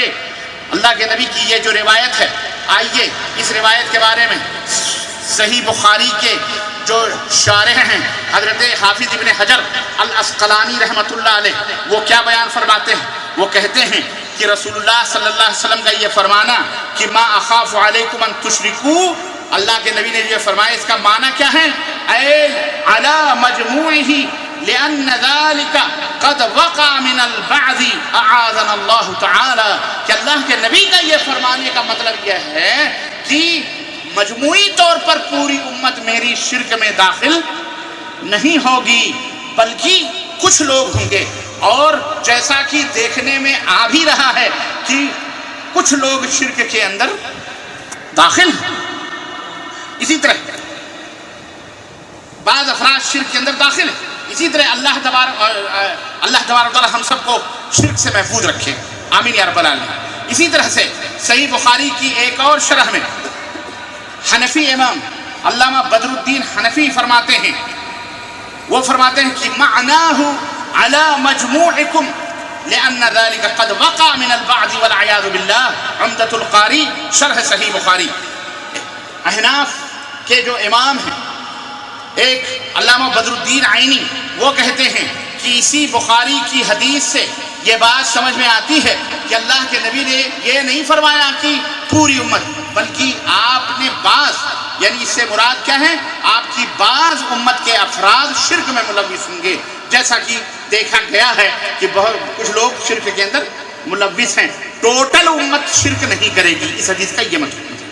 اسی طرح سے صحیح بخاری کی جو یہ تیسری شرح علامہ ابو العباس احمد بن محمد القسطلانی رحمۃ اللہ علیہ، وہ فرماتے ہیں کہ نبی کریم صلی اللہ علیہ وسلم نے جو فرمایا اس کا مطلب یہ ہے کہ ما اخاف علی جمیعکم الاشراک باللہ، میں تمام لوگ شرک میں ملوث ہو جائیں گے، اس کا مجھے خطرہ نہیں ہے، اس کا مجھے خطرہ نہیں ہے، لیکن بعض لوگ ضرور ہوں گے، جیسا کہ یہ واقع ہو چکا ہے۔ تو میرے عزیزو، الحمدللہ ثم الحمدللہ، ہم نے ان احادیث کو، ان کے معنی اور مفہوم کو ائمہ اور محدثین نے جس طرح سے سمجھا ہے وہ ہم نے آپ تک پہنچایا، وہ ان کا مفہوم اور یہی راستہ سب سے محفوظ راستہ ہے، اسلم راستہ ہے، کیونکہ حدیث کو، قرآن کو جتنا ان لوگوں نے سمجھا تو ہمیں انہی کے بتائے ہوئے راستے اور نقش قدم پہ چلنا ہے۔ تو محدثین کی تشریح سے یہ بات معلوم ہو گئی کہ امت مسلمہ مجموعی طور پر مشرک نہیں ہوگی، البتہ بعض افراد اور بعض قبائل ضرور شرک کریں گے، ضرور شرک کے اندر ملوث ہوں گے، جیسا کہ آج کل ہمارے بہت سارے مسلمان بھائی بہن اہل جو قبر پرستی کے اندر، تعدیے کے اندر، شدے کے اندر،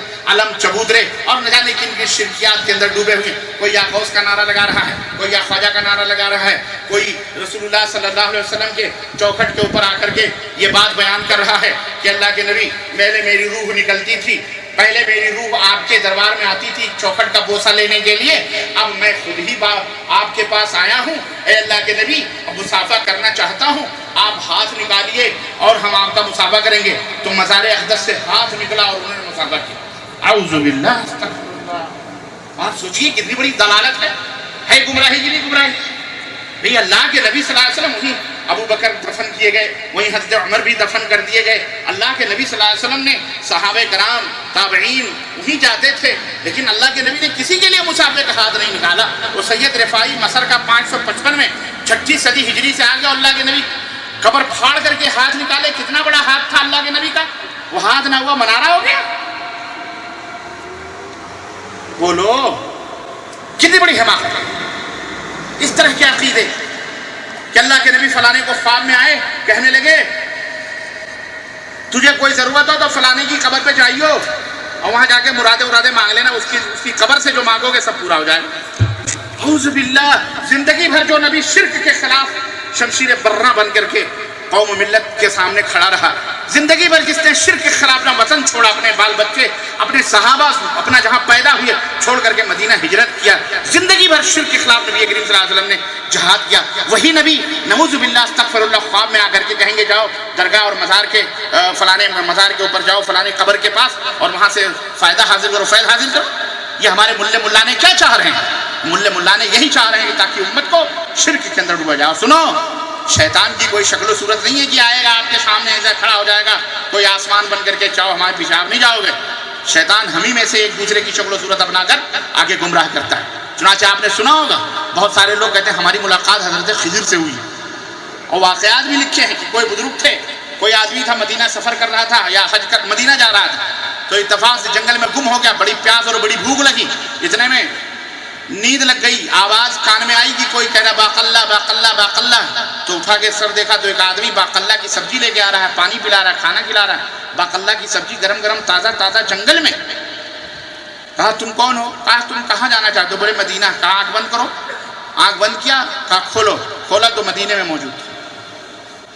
نے کہا واہ بھائی، تو کنکڑ سے بھی زیادہ تیز رفتاری ہوگی ہے نا۔ اور جناب علی پہنچا دیا اور کہا جائیو نبی صلی اللہ علیہ وسلم کی خبر پہ میرا سلام کہیو۔ کیوں تجھے شرم آ رہی تھی میں جاتی؟ بھائی تو وہاں سے پتہ نہیں کون سی جنگل سے مدینہ آ سکتا ہے تو تھوڑی دور نبی صلی اللہ علیہ وسلم کی خبر پہ سلام نہیں کہہ سکتا؟ تو بولے تم کون ہے بتائے نا آپ کون ہے؟ کہا میں خضر ہوں۔ کون ہوں میں؟ ہم نے کہا لعنت اللہ علی الکاذبین، خضر تو موسیٰ علیہ السلام کے زمانے میں انتقال کر گئے، یہ خضر کہاں سے؟ تو شیطان ہو سکتا ہے، خضر تو نہیں ہو سکتا۔ البتہ گمراہ کرنے کے لیے خضر کے عقیدے بتا رہا ہے کہ دیکھیو کبھی ایسا ہوگا تو مجھے پکار لینا، مجھے بتا لینا، ہم لوگ مرتے نہیں زندہ رہتے۔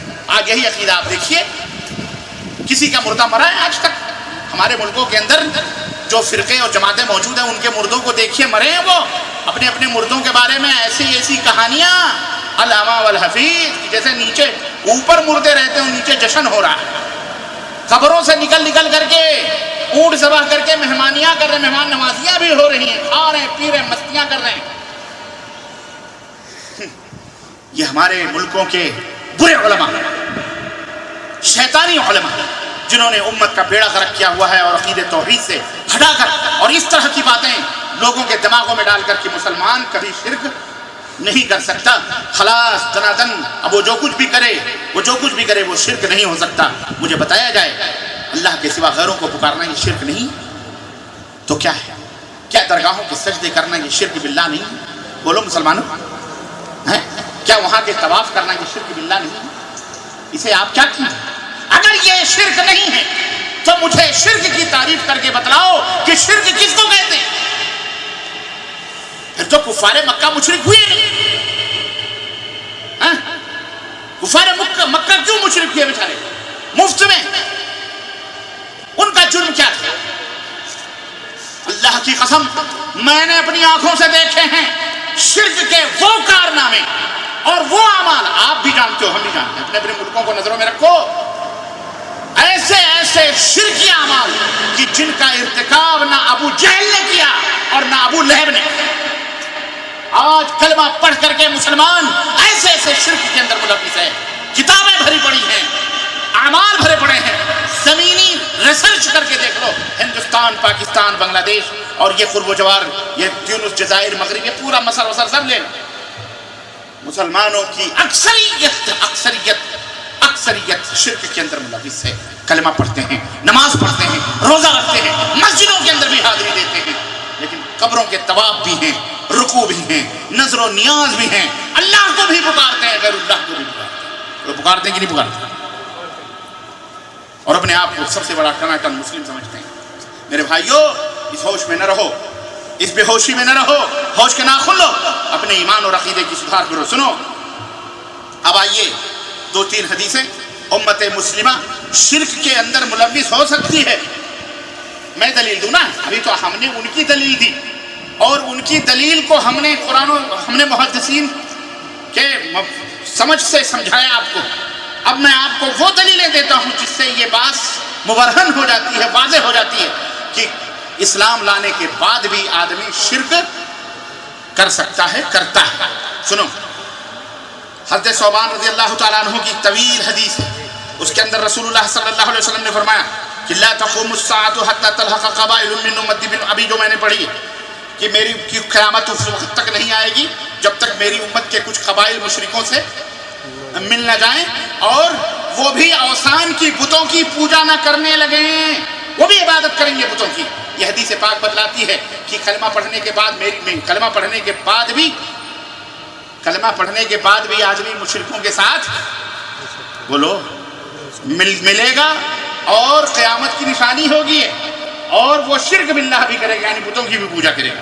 یہ روایت ابو داؤد کے اندر بھی، مسند احمد کے اندر، ابن ماجہ اور مسند طیالسی کے اندر موجود ہے۔ اسی طرح نبی کریم صلی اللہ علیہ وسلم کی یہ بات الحمدللہ معجزاتی طور پر سچ بھی ثابت ہوئی ہے کہ امت میں سے آج کتنے ایسے لوگ ہیں جو بت پرستی کے شرک کے اندر ملوث ہیں، بت پرستی بھی کر رہے ہیں۔ جناب علی قدم مبارک قبر کی عبادت کرتے ہیں.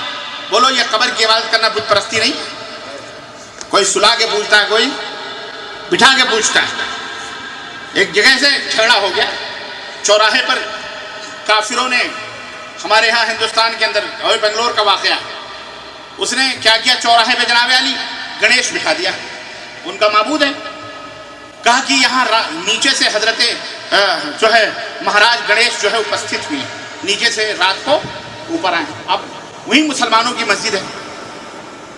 اب جھگڑا ہو گیا, کہا یہ کیسے ہو سکتا ہے یہاں پہ. اب ان کی چال تھی غیر مسلموں کی. لیکن بہرحال جو وزیر اعلیٰ تھا, ہوشیار تھا, وہ سمجھدار تھا, اس نے وہ پہنچ گیا. اس نے کہا ایسا جھگڑا لڑائی نہیں کرو, فساد ہونے کا ڈر تھا, ہندو مسلم رائٹ ہو. اس نے کیا کیا, اپنے آدمیوں سے کہا کہ یہ گنیش مہاراج کو اٹھاؤ اور میری آفس میں لے جا کے لاؤ. اگر یہ واقعی وہی ہوں گے تو صبح پھر وہاں سے ہمارے کمرے سے آگے پھر کیا نکل آئیں گے. اگر نہیں ہوں گے, ہے نا, اگر نہیں ہوں گے, اگر واقعی صحیح ہیں تو پھر ہمارے روم سے بھاگ آئیں گے. دیکھیں گے کل مسئلے کو. صبح ہوئی, پھر جناب علی گنیش مہاراج وہاں اپستھت ہیں, ہاں وہاں موجود ہیں. اب سارے پریشان, ہنگامہ ہوا, گنیش مہاراج آگے. اس وزیر اعلیٰ نے کہا ایسا ہے کہ جو کمرے میں ہے دیکھو وہاں سے آئے ہیں, یہ کہاں سے آئے ہیں, دیکھو ہیں کہ نہیں وہاں. اپنے آدمیوں کو بھیجا, منسٹر تھا وہ, ہے نا, چیف منسٹر تھا وہ, سی ایم. اس نے کہا بلاؤ, دیکھو اپنے آدمیوں کو بھیجا تو وہ گنیش مہاراج بھی کمرے کے اندر لاک تھے. وہ لوگ اٹھا کے لائے, بولے سرکار یہ تو یہاں کمرے ہی میں تھا. تو اس نے کہا دیکھو لڑو بھیڑو مت, جھگڑا مت کرو, جب یہاں کوئی چیز نہیں تھی. ابھی اگر یہ اوریجنل ہوتے تو ہمارے کمرے سے آ جاتے, ہے نا. یہاں دوبارہ یہ کیسے نکل گئے, ایک ہی گنیش ہے تو ایک ہی ہونا چاہیے. یہ وہاں ہمارے کمرے میں یہاں کیسے آئے ہی نہیں, تو یہ کہاں سے تم نے نکال لیا. لیکن بہرحال کشیدگی دونوں طرف سے برقرار رہی, فضا ناخوشگوار رہی. اندیشہ تھا ہندو مسلم رائٹ کا, تو ہندو اور مسلم کے بیچ. اچھا ہاں, وہیں پر چوراہے پر ایک درگاہ بھی ہے. درگاہ پہلے سے تھی, اسی درگاہ کے بازو میں یہ لوگ گنیش جی کی مورتی بٹھانا چاہ رہے تھے, اور ان کا مقصد تھا وہ ہم پوجیں, بس مقصد یہی ہوتا ہے. دونوں طرف کے بڑے بڑے لوگ بیٹھے میٹنگ, کہنے تو وہ فساد نہیں کرنا. کہنے لگے دیکھیے, دونوں دوسرے دن بیٹھے, کہنے لگے آئیے فیصلہ کرتے ہیں. چلو ٹھیک ہے, فیصلہ کیا کرتے ہیں. ان غیر مسلموں بڑے ہوشیار تھے. ان ہندوؤں نے کہا کہ یہ بتاؤ کہ یہ گنیش کی مورتی ہے, یہاں ہم کیا کرتے ہیں, ناریل پھوڑتے ہیں, سندور لگاتے ہیں, ہے نا, بھجن گاتے ہیں, مٹھائیاں لاتے ہیں, جلیبیاں لاتے ہیں, بتاشے لاتے ہیں, اور ہم اس کے اوپر چڑھاتے ہیں. ہم یہی کرتے ہیں. اور دیکھو وہ مزار شریف ہے, وہاں بھی یہی ہو رہا ہے. وہاں بھی ناریل پھوڑے جا رہے ہیں, درگاہ ہے, پھول چڑھائے جا رہے ہیں, پتیاں چڑھائی جا رہی ہیں, اگربتیاں سلگائی جا رہی ہیں. یہاں بھی بھجن ہو رہے ہیں, وہاں قوالیاں ہو رہی ہیں کہ نہیں ہو رہی. تو بولے بھائیو جھگڑا نہ کرو, ہمیں بٹھا کے پوجنے دو. آپ سلا کے پوجتے ہو تو ہم اعتراض نہیں کرتے, آپ سلا کے ہی پوج لو. ہم بٹھا کے پوجتے ہیں تو جھگڑا کیوں کرتے ہیں. تمہارا بھی بھگوان ہے, ہمارا بھی بھگوان ہے, تو مل جل کے رہیں. اس طرح سے آج تک اللہ کی قسم جا کے دیکھو, اس چوک پر ایک طرف مزار ہے اور وہیں بازو میں گنیش کی مورتی لگی. یہ مسلمان ہیں جنہیں دیکھ کے شرمائے یہود. علامہ اقبال اپنے دور میں, آج سے 100 سال پہلے ہیں, بیچارے وہ بھی کڑتے تھے نا دیکھ دیکھ کر کے. کہتے ہیں ہو نیکو نام, ہو نیکو نام یعنی اچھا نام کمانے والے, ہو نیکو نام جو قبروں کی تجارت کر کے کیا نہ بیچو گے جو مل جائیں صنم پتھر کے. آج تو فلمیں بھی ہٹ کروانے ہوتی ہیں, گانے بھی ہٹ کروانے ہوتے ہیں, تو ہیرو ہیروئن جاتے ہیں خواجہ صاحب کے مزار پہ پھول چڑھاتے ہیں. وہاں سے آغاز ہوتا ہے, خواجہ صاحب کرم کرو ہماری فلمیں ہٹ ہو جائیں گی. گندی ننگی ہیں, فحش. خواجہ صاحب کا یہ ادب ہے یا حضرت خواجہ صاحب کی یہ توہین ہے؟ بتاؤ مسلمان, ہیں یہ کتنی بڑی ذلت کی بات ہے. ہیں اگر بیٹا اپنے باپ سے آ کر کے بیٹا فلانی فلم بڑی ہٹ ہے چلو دیکھو, تو دنیا تھوٹے گی بیٹے پر بھی. بڑا بے غیرت بیٹا ہے کہ اتنی گندی فلم اپنے باپ سے اس کا تذکرہ کر رہا ہے, شرم نہیں آتی اس کو, جوتا مارے گی. یہ کون سے لوگ ہیں ناچنے گانے والے, باقاعدے مزاروں کے مجاور بھی سروں کے اوپر ٹوکریاں اٹھا کے ان کو دوپٹے اپٹے اڑا کے لے کے جاتے ہیں. چانس مل جاتا ہے زندگی میں, تو تصویریں دیکھتے تھے وہاں تو قریب سے سونگھنے کا موقع مل جاتا ہے نا, ان کو آنکھیں سینکنے کا موقع مل جاتا ہے. اس سے بڑی خوش نصیبی کیا ہوگی, ہے نا؟ اس طرح سے میرے بھائیوں آج مسلمان کر رہا ہے کہ نہیں کر رہا ہے؟ بولو، چاہے وہ پاکستان ہو، چاہے وہ بنگلہ دیش ہو، چاہے ہندوستان ہو، کوئی بھی ہو، سارے کے سارے اس بیماری کے اندر ملوث ہیں، سارے کے سارے۔ اور سنو، یہی نہیں میرے بھائیوں، میں آپ کو بتاؤں تو اس حدیث سے یہ بات واضح طور پر معلوم ہو گئی کیا کہ لوگ شرک میں ملوث ہوں گے۔ اسی طرح ایک اور حدیث نبی پاک صلی اللہ علیہ وسلم کا ارشاد گرامی، اللہ کے رسول صلی اللہ علیہ وسلم فرماتے ہیں اللہم لا تجعل قبری وثنا، لعن اللہ لا تجعل قبری وثنا، اے اللہ میری قبر کو وثن نہ بننے دینا۔ اللہ کے رسول صلی اللہ علیہ وسلم نے اپنی زندگی کے آخری ایام میں جب آپ کے اوپر موت طاری ہو رہی تھی اور آخری ایام تھے، آخری حالات تھے، اپنے چادر مبارک کو چہرے سے ہٹاتے پھر اڑتے اور کہتے لعن اللہ الیہود والنصارى اتخذوا قبور انبیاءہم مساجدا، اللہ کی لعنت ہو یہود و نصارہ پر جنہوں نے اپنے نبیوں کی قبروں کو عبادت گاہ بنا لیا۔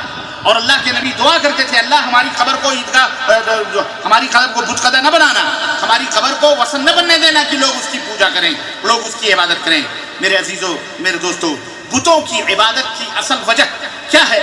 نیک لوگوں کی قبروں پر مسجدیں تعمیر کرنا یا اس کے قریب میں بنانا اور وہاں جا کر کے مراقبے کرنا اور وہاں جا کر کے جو ہے کیا کہتے ہیں فیض حاصل کرنے، یہ سبب ہوتا ہے۔ وہ اس طرح سے عبادت کا آغاز ہوتا ہے، عبادت کی شروعات ہوتی ہے۔ تو اس حدیث سے صحیح سے یہ بات معلوم ہوئی کہ قبروں پر مسجدیں بنانا، وہاں عبادت کرنا، قبروں پر سجدہ کرنا، وہاں پر کیا کہتے ہیں وہاں پر قبروں کو پختہ بنانا اور پھر یہ تمام سب وہاں کا یہ سب قبر پرستی ہے اور قبروں کی یہ عبادت ہے، اور یہ ایسا کرنے والے لعنت رسول صلی اللہ علیہ وسلم کے مستحق ہیں۔ اسی طرح سے بر صغیر کے اندر کتنی ہی قبریں ہیں جن کی عبادت کی جاتی ہے، اس بات کا مشاہدہ کیا گیا ہے اور اب بھی کیا جا سکتا ہے، بلکہ ہم نے تو اپنی آنکھوں سے دیکھا ہے۔ بلکہ ایک زمانہ تھا کہ بندے ناچیز بھی آپ کو الو بنا کر، ہم تو قبر کے بہت بڑے مجاور ہوا کرتے تھے، ہم نے تو اپنے گھٹنے بھی چموائے ہیں، اور آپ جیسے نہ جانے کتنے بھولے بھالے بیچارے اپنے آپ کو سنی کہنے والے معراج ربانی کے گھٹنے تک چوم رہے ہیں۔ یہ کوئی میرے سامنے نانی کے آگے ننیال کا تذکرہ نہ کرے۔ سب سے بڑی تعویذوں گنڈوں کی تھیلیاں ہمارے پاس ہوا کرتی تھی۔ یہ اللہ کا شکر ہے کہ اللہ تبارک و تعالیٰ نے اس بندے ناچیز کو اس شرک سے بچایا ہے۔ ہم نے دیکھا ہے، اللہ کی قسم بتلا رہا ہوں، ہندوستان کے اندر بھی پاکستان کے اندر بھی آپ حضرات نے دیکھا ہوگا، سرسراتی ہوئی ویگنیں، ٹرک چلے جا رہے ہیں، اچانک بریک لگتے ہیں اور رکتے ہیں اور ڈرائیور اترتا ہے۔ کیا ہوا؟ بابا کا مزار روڈ کے بازو میں دان دکشنا دینا ہے، نذرانے دے کر 2 روپے 5 روپے، وہاں جب تک نذرانے نہیں دے گا جب تک وہاں سے ٹرک لے کے نہیں جا سکتا۔ کیوں؟ اس کا عقیدہ آگے جا کے ایکسیڈنٹ ہو جائے گا، بابا کو یہ نہیں دیں گے تو آگے جا کر کے ایکسیڈنٹ ہو جائے گا، خطرہ ہو جائے گا۔ اس طرح سے لوگ ہمارے ملکوں کے اندر کرتے ہیں۔ قبر پرستی کے ساتھ ساتھ وہاں جناب علی بہت کچھ ہوتا ہے۔ بہرحال آپ سب ہم سب یہ اچھی طرح سے جانتے ہیں۔ بہرحال معلوم ہوا کہ نبی کریم صلی اللہ علیہ وسلم کی پیشین گوئی جو آپ نے آج سے 1400-1500 برس کری تھی، حرف بحرف امت مسلمہ کے اندر ثابت ہوئی کہ کلمہ پڑھنے والے آپ صلی اللہ علیہ وسلم کے امتی قبر پرستی کے اندر ملوث ہو گئے اور درگاہ پرستی کے اندر ملوث ہو کر اللہ کے سوا غیروں کو اٹھتے بیٹھتے پکارنا انہوں نے شروع کر دیا، اور اس طرح سے پکارتے ہیں، قبروں کے اوپر شمع جلاتے ہیں، تیل جلاتے ہیں، اور اس سلسلے میں بڑی تفصیلات ہیں۔ بہرحال ابو ہریرہ رضی اللہ تعالیٰ عنہ سے ایک حدیث اور میں آپ کو سنا کر کے اپنی بات میں ختم کرنا چاہوں گا کہ اللہ کے نبی نے فرمایا کہ لا تقوم الساعة حتى تضطرب إليات نساء دوس على ذي الخليصة وذو الخليصة طاغية الدوس التي كانوا يعبدونها في الجاهلية، کہ میری امت کے اندر اس وقت تک قیامت قائم نہیں ہوگی، سنو، اس وقت تک قیامت قائم نہیں ہوگی یہاں تک کہ قبیلے دوس کی عورتوں کے سرین، یہ پیچھے کا حصہ کمر کے نیچے والا، اللہ کے نبی نے فرمایا کہ جب قیامت اس وقت تک قائم نہیں ہوگی جب تک قبیلے دوس کے عورتوں کے جو سرین ہیں ذوالخلیصہ پر حرکت کرنے لگیں۔ ذوالخلیصہ دوس قبیلے کا بت تھا جس کی وہ جاہلیت میں عبادت کرتے تھے۔ آپ صلی اللہ علیہ وسلم نے فرمایا، یہ حدیث صحیح بخاری کی ہے، کتاب الفتن کے اندر موجود ہے یہ حدیث، اور یہ حدیث صحیح مسلم کے اندر بھی موجود ہے۔ سنو، سرین ہلنے کا کیا مطلب ہے؟ سرین ہلنے کا مطلب یہ ہے کہ وہ اس بت کا طواف کریں گی اور اس کی عبادت و بندگی کریں گی۔ جب چلیں گی تو سرین ہلے گی، پچھلا حصہ اللہ کے نبی نے اس کی طرف اشارہ کیا کہ اس وقت تک قیامت نہیں آئے گی۔ اس سے پتہ یہ چلتا ہے کہ بت پرستی امت مسلمہ میں قیامت سے پہلے داخل ہو جائے گی، اور بت پرستی کو تو ادنا سا مسلمان بھی میرے بھائیوں بت پرستی کو شرک سمجھتے ہو کہ نہیں سمجھتے ہو؟ بتوں کی پوجا شرک ہے کہ نہیں ہے؟ تو یہ جو مولوی صاحب کہہ رہے ہیں کہ میری امت میں کبھی شرک نہیں ہوگا نبی کی امت میں، یہ جھوٹ ہے ہی نہیں جھوٹ ہے؟ سیدھی بات، یہ دلائل بتاتے ہیں کہ قیامت آنے سے پہلے ہی یہ امت شرک کے اندر ملوث ہو جائے گی اور بت پرستی کرے گی، خبر پرستی کرے گی، اور اس میں بت پرستی میں عورتیں زیادہ حصہ لیں گی۔ اور آج بھی دیکھو درگاہوں اور مزاروں پر مردوں سے زیادہ آپ کو کون نظر آ رہی ہیں؟ ہاں، عورتیں ہی نظر آ رہی ہیں رنگ برنگی، اور وہاں جھومتے ہوئے آستانوں پر ناچتے اور قوالیاں گاتے اور گواتے، ڈینس کرتے، بھنگڑے ڈالتے، یہ تمام سب چیزیں ہوتی ہیں۔ بہرحال یہ بات واضح طور پر میرے عزیزوں، ایک اور روایت حضرت عائشہ صحیح مسلم کی روایت، تاکہ کوئی یہ نہ کہے میں نے تو بخاری کی حدیث پیش کی اور معراج ربانی نے تو بخاری کی، ہم نے تو 3-4 حدیثیں پیش کی۔ صحیح مسلم کی بھی ایک حدیث اور پہلے بھی گئی اور ابھی بھی میں بتاؤں کہ حضرت عائشہ رضی اللہ تعالیٰ عنہ کہتی ہیں سمعت رسول اللہ صلی اللہ علیہ وسلم یقول لا يذهب الليل والنهار حتى تعبد اللات والعزى، کہ عائشہ رضی اللہ تعالیٰ عنہ نے کہا کہ میں نے رسول اللہ صلی اللہ علیہ وسلم کو فرماتے ہوئے سنا کہ اتنے دن تک رات اور دن ختم نہیں ہوں گے، اس دن تک رات اور دن ختم نہیں ہوں گے اس وقت تک جب تک کہ لات و عزا کی میری امت کے اندر پرستش نہ کی جائے۔ یعنی لات اور عزا کون تھے؟ یہ کفار مکہ کے بت تھے۔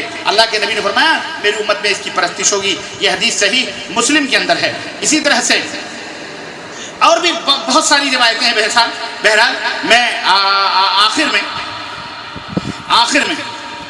حضرت معاویہ ابن حیدر رضی اللہ تعالی عنہ کی ایک روایت، میں حضرت معاویہ بن حیدر رضی اللہ تعالیٰ عنہ، حیدر نہیں حیدر رضی اللہ تعالیٰ عنہ ہیں، ان کی روایت میں آپ کو بتاؤں رسول اللہ صلی اللہ علیہ وسلم کے حوالے سے کہ آپ صلی اللہ علیہ وسلم نے فرمایا کہ لا يقبل اللہ من مشرک اشرک، کہ اللہ تبارک و تعالیٰ کسی ایسے مشرک کا کوئی مال قبول نہیں فرماتا جس نے اسلام لانے کے بعد شرک کیا، حتیٰ کہ مشرکین کو چھوڑ کر مسلمانوں میں آ جائے۔ عبداللہ بن مسعود رضی اللہ تعالیٰ فرماتے ہیں کہ جب یہ آیت کریمہ نازل ہوئی تو یہ اس حدیث پاک سے کیا پتہ چلا کہ شرک کرنے کے بعد کوئی آدمی اگر صدقہ خیرات بھی کرتا ہے تو اللہ تعالیٰ اس کے صدقے اور خیرات کو بھی قبول۔ تو پھر نماز روزے مسجدوں کا دھوکہ نہ کھاؤ اے شرک کرنے والوں، چاہے جس انداز کا ہو، اللہ سے توبہ کرو، اللہ سے توبہ کرو۔ انشاءاللہ بولو توبہ کرتے ہیں انشاءاللہ تعالیٰ کہ ہم کبھی بھی ظاہری، باطنی، زبانی، قلبی، اپنے اعمال کبھی بھی انشاءاللہ شرک نہیں کریں گے انشاءاللہ، اور اپنی آل اولاد کو بتائیں، اور جستجو کریں گے شرک ہے کیا، ہم تلاش کریں گے اور مولانا سے پوچھیں گے کہ ہم بتائیں ہمیں کون کون سی چیز شرک میں آتی ہے، اللہ سے توبہ کریں گے۔ کیوں؟ اللہ تعالیٰ نے فرمایا ان الشرک لظلم عظیم، شرک یہ بہت بڑا ظلم ہے، اور جو مشرک ہوتا ہے وہ ہدایت یافتہ نہیں ہوتا، نہ اسے امن ہوتا ہے۔ اللہ عز و جل سے دعا ہے کہ اللہ تبارک و تعالیٰ ہم تمام مسلمانوں کو اس بیماری سے دور فرمائے اور امت مسلمہ کی اصلاح فرمائے، ہماری اصلاح فرمائے، اور ہم سب کو، ہماری آل اولاد کو اور ہمارے بچوں کو، بیویوں کو، اللہ سب کو شرک جیسی گندگیوں سے محفوظ رکھے۔ الحمدللہ آج مملکت سعودی عربیہ کے اندر دیکھیے کہ شرک باللہ کا کہیں نام و نشان موجود نہیں ہے، کہیں وجود نہیں ہے، اور کس طرح سے اللہ تعالیٰ کی رحمتیں اور برکتیں ٹوٹ کر برس رہی ہیں۔ یہ اسی توحید کی برکت ہے۔ اللہ تعالیٰ ہمیں بھی ان برکتوں سے فائدہ اٹھانے کی توفیق عطا فرمائے، آمین یا رب العالمین۔ وصلی اللہ علی نبینا محمد وعلی آلہ وصحبہ اجمعین، والسلام علیکم ورحمۃ اللہ وبرکاتہ۔